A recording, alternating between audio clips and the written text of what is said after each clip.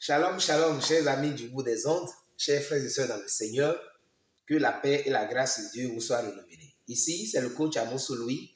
Je suis encore avec vous dans vos maisons, dans vos services, pour partager avec vous une thématique que le Seigneur m'a mise à cœur. Il s'agit de quoi? Comprendre la nouvelle naissance. Qu'est-ce qu'on entend par être né de nouveau? Nous entendons souvent les évangélistes dire, si vous ne naissez pas de nouveau, vous ne verrez pas le royaume de Dieu. Quel est l'intérêt pour vous qui m'écoutez d'être sûr d'être né de nouveau? Et si vous êtes né de nouveau, quels sont les avantages qui en découlent? Et qu'est-ce qu'on peut faire si on veut naître de nouveau? Soyez les bienvenus, prenez votre position. Je vais prier avant d'aller dans le vif du sujet. Seigneur, merci pour ce thème important que toi-même tu as discuté avec un Nicodème quand tu étais sur la terre. Et je voudrais utiliser le langage d'aujourd'hui pour partager avec quelqu'un qui ne comprend pas ce thème et son intérêt afin de l'encourager à se rassurer qu'il est vraiment né de nouveau et à produire les fruits qui sont dignes de l'individu qui est né de nouveau. Que ton règne vienne dans nos vies et que cette parole encourage, bénisse quelqu'un au nom puissant de Jésus. Amen. Bien-aimés, sans faire de la rhétorique, parler beaucoup avec des grands mots, c'est quoi être né de nouveau? Être né de nouveau, c'est naître encore, avoir une nouvelle naissance. Vous savez, nous venons dans ce monde par la naissance, surtout les êtres humains et même les animaux. Leur géniteur, notre mère, votre mère, vous conçoit suite à une relation avec le géniteur mâle et après un temps d'incubation dans le sein, d'accord, de la mère ou bien après un temps d'incubation de l'œuf selon le type de naissance, alors l'être apparaît et vit dans ce monde. On dit qu'il est né et on peut vous donner une date de naissance. La date où vous avez été généré, où vous êtes apparu dans le monde des vivants. Alors, quand on dit être né de nouveau, ça veut dire qu'au préalable, il y a eu déjà une naissance. C'est la naissance naturelle. Mais dans la vie spirituelle, la Bible nous apprend dans l'évangile de Jean, le chapitre 3, que à tous ceux qui l'ont reçu, à ceux qui ont cru en elle, elle leur a donné le pouvoir de devenir des enfants de Dieu, lesquels sont nés ni du sang, ni de la chair, ni de la volonté de l'homme, mais de la volonté de Dieu.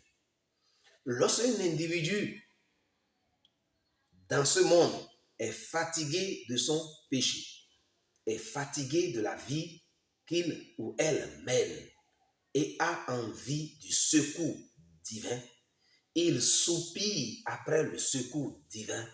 L'individu crie à Dieu et dit, Seigneur, je te confie ma vie, je viens à toi.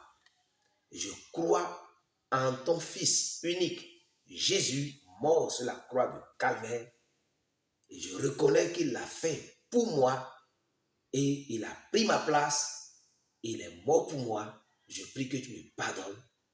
Quand un individu confesse ainsi d'un cœur sincère qu'il est pécheur et reconnaît l'œuvre de Jésus à la croix, l'individu, Dieu, par son esprit, alors crée en lui un esprit nouveau. La Bible nous dit que à cause du péché, tous les hommes ont été écartés de la présence de Dieu. Romains 3, 23, de la gloire de Dieu. Et à cause du péché, étant séparés de la présence de Dieu, nous sommes morts. Et dans la nouvelle alliance, pour que l'être humain revienne à la vie qu'il y a en Dieu, cette vie que Adam a perdue, il a besoin que Dieu lui donne un esprit nouveau.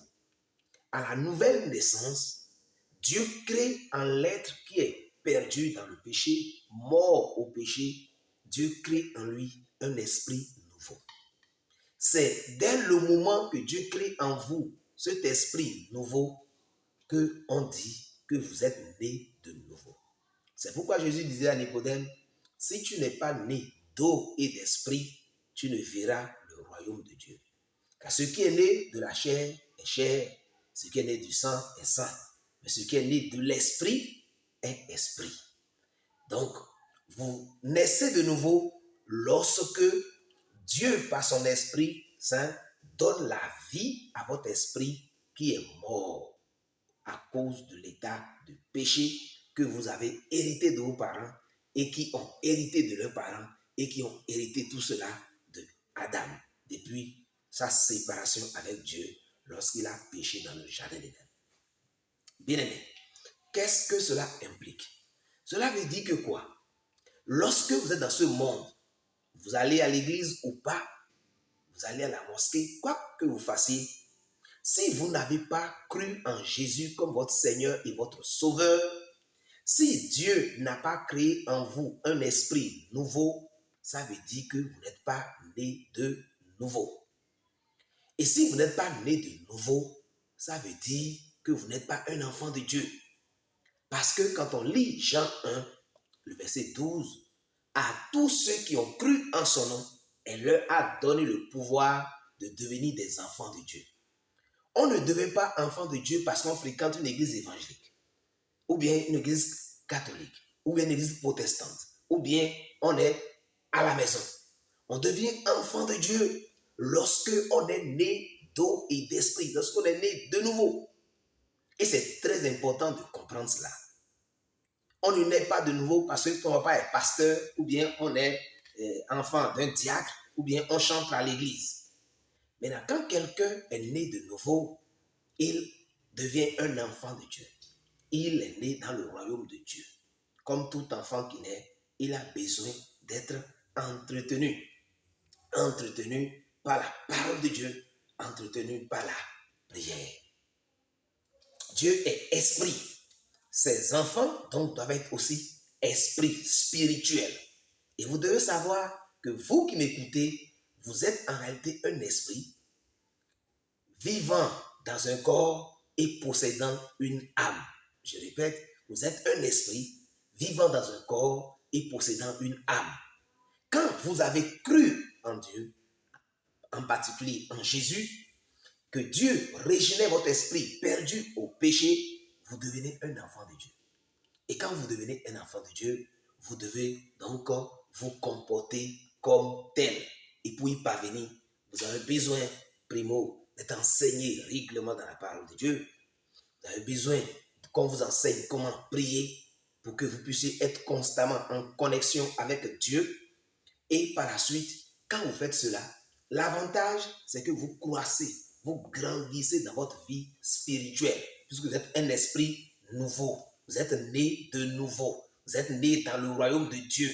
Parce que vous avez été soustrait du royaume depuis Adam à cause du péché. Vous existez en Adam et que vous avez été soustrait d'Adam. Adam a péché, soustrait de la présence de Dieu. Tout ce qui est né de lui étant pécheur, séparé de Dieu, quand vous croyez en Jésus, vous naissez de nouveau et vous devenez une nouvelle création.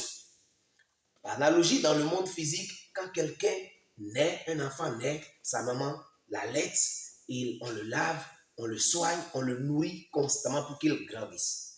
Dans le royaume de Dieu, c'est la même chose. Quand vous naissez dans le royaume, vous devez être entretenu par la parole de Dieu. Vous devez être entretenu par la prière. Et ainsi, vous grandissez chaque jour. Maintenant, on va se poser la question. Comment puis-je savoir que je suis né de nouveau? Quand vous êtes né de nouveau, vous le savez. Ce n'est pas un discours, ce n'est pas une démonstration particulière. La Bible dit que tous ceux qui sont nés de Dieu, le Saint-Esprit témoigne à leur esprit qu'ils sont enfants de Dieu. Quand vous êtes nés de Dieu, nés de nouveau, le Saint-Esprit donne la conviction à votre âme, dans votre intérieur, que vous êtes un enfant de Dieu. Et comment vous le savez? Si vous avez eu la chance d'être païen avant de commencer par fréquenter une dénomination, avant d'être nouveau, vous allez voir que Dans le monde, vous aimez les choses du monde. Mais en étant né de nouveau, vous allez voir que vous allez commencer par ne plus aimer les choses du monde. Si vous étiez voleur, si vous étiez un masturbateur, si vous vivez de la pornographie, si vous voliez, si vous étiez adultère, ces choses dans lesquelles vous trouvez du plaisir, vous allez commencer par les haïr naturellement. Votre vie, la vie de Dieu se manifestant en vous, vous allez commencer par haïr les choses de ce monde. Donc si vous me dites que vous êtes né de nouveau et que vous continuez par aimer les choses du monde, ça veut dire que vous êtes un chrétien charnel ou bien que vous n'êtes pas du tout né de nouveau. Donc il y a deux niveaux. Il y a des gens qui sont nés de nouveau, mais qui n'aiment pas obéir à Dieu et continuent par aspirer, par soupirer après les choses mondaines. Ceux-là sont les chrétiens charnels et leur vie ne peut pas grandir et leur salut sera hypothéqué.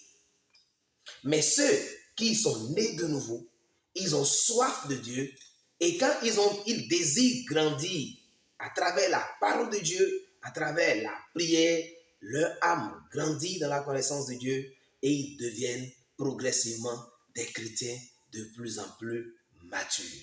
Et c'est pourquoi Jean-Baptiste disait, quand on lit les évangiles de Jean, Jean-Baptiste disait, ne dites pas que vous êtes des fils d'Abraham. Ne dites pas que vous êtes des fils d'Abraham, simplement.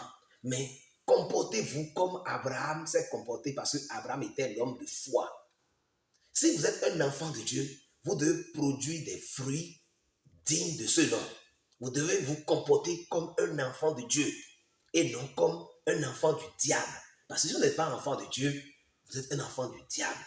Et la bonne nouvelle aujourd'hui, c'est que Dieu veut que toi qui n'as pas encore accepté Jésus comme ton Seigneur et ton Sauveur, tu l'acceptes. Tu crois en l'œuvre qu'il a fait. Tu l'invites simplement à venir en toi et que tu dises, Seigneur, change-moi, prends-moi, fais-moi naître dans le royaume. Et à partir d'aujourd'hui, je veux marcher et vivre avec toi. Dès que cette confession est sincère et vraie, vous naissez de nouveau automatiquement. Maintenant, quand on est de nouveau automatiquement, on n'est pas encore mature. On peut toujours être enclin à la colère, au mensonge, à la fornication, à l'adultère, à la pornographie, aux choses de ce monde. Mais nous avons la capacité de ne plus vivre dedans. C'est ça qui est la différence entre celui qui est réellement né de nouveau et celui qui n'est pas. Celui qui n'est pas né de nouveau, il ne peut pas produire des fruits du royaume de Dieu, les fruits de l'esprit, parce qu'il n'est pas de Dieu. On ne peut pas dire à un cochon de chercher à être propre, que vous le veillez, que vous le laviez 3 fois par jour, il voit la boue, il va se coucher dedans. Mais lorsque vous prenez une colombe qui, de par sa nature, aime la propreté, si vous la mettez dans un endroit sale, la colombe aura tendance à fuir et à quitter là, parce que la colombe aime la propreté. Si vous êtes né de Dieu, né de nouveau, votre âme, votre esprit vont avoir des tendances à soupirer vers Dieu, à chercher Dieu et à vivre pour Dieu. Mais si vous n'êtes pas né de nouveau, vous ne pouvez pas vivre et plaire à Dieu. Chrétien, si vous êtes déjà né de nouveau, vous avez intérêt à produire des fruits dignes de la repentance en glorifiant Dieu chaque jour. Mais si vous sentez que vous n'êtes pas né de nouveau, priez avec moi à présent. Seigneur Jésus, je reconnais que je ne suis pas né de nouveau parce que mon cœur et mon âme n'ont pas la conviction que je t'appartiens. Je n'ai pas la conviction d'être sauvé. Et je crie à toi ce soir, je crie à toi ce matin et je prie que ton règne vienne dans ma vie, Père. Je prie que tu me fasses naître d'eau et d'esprit, que tu me donnes un esprit nouveau et que je devienne un enfant de Dieu. Merci Seigneur, car tu l'as fait. Parce que je l'ai cru et que je l'ai déclaré, je suis devenu un enfant de Dieu. À partir d'aujourd'hui, je veux vivre en nouveauté de vie. Je veux me séparer du péché. Donne-moi la capacité spirituelle de vivre comme un enfant de Dieu. Merci Seigneur, car tu l'as fait au nom puissant de Jésus-Christ de Nazareth. Amen. Bien-aimé, si tu as fait cette prière, cherche donc à fréquenter une église vivante où la parole de Dieu est enseignée pour continuer à être enseignée, pour entretenir la vie nouvelle qui est en toi. Si tu avais déjà accepté Jésus et que tu continuais pas à vivre dans le péché, pas t'amuser avec le péché, tu as compris que quand on est né de nouveau, on doit produire une vie digne de la nouvelle naissance. Et là, tu as besoin de l'aide de Dieu. Prie avec moi. Seigneur Jésus, je t'ai accepté, je suis sûr que je suis né de nouveau. Mais je mène une vie qui ne t'honore pas. Je mène une vie de péché, une vie d'adultère, de fornication, une vie de mensonge, de colère, une vie qui vraiment ne montre pas que j'ai changé de nature. Je prie maintenant que le joug du péché soit brisé sur ma vie, que son fardeau soit ôté dans le nom puissant de Jésus. Pendant que je prie, toi qui as la puissance de libération, Père, libère mon âme de son inclinaison au péché, libère mon esprit, son inclinaison au péché. À partir d'aujourd'hui, je m'engage à prier chaque matin et chaque nuit. Je m'engage à prier en tout temps afin de pouvoir vivre dans ta présence et être fort. Je m'engage à lire la Bible. Je m'engage à fréquenter des gens de bonne foi et de vivre une chrétienté, une vie chrétienne sincère et victorieuse. Merci car tu m'as libéré, tu m'as délivré et je suis fort, je suis forte au nom puissant de Jésus. Amen. Si vous avez été béni par cette capsule, si vous avez compris finalement ce que c'est que la nouvelle naissance, partagez avec d'autres frères ou d'autres sœurs afin qu'ils en soient bénis. Laissez-nous votre commentaire sous la vidéo, cela nous fera beaucoup plaisir. C'était votre coach, votre frère Amos Louis. Que le Seigneur vous bénisse. À bientôt.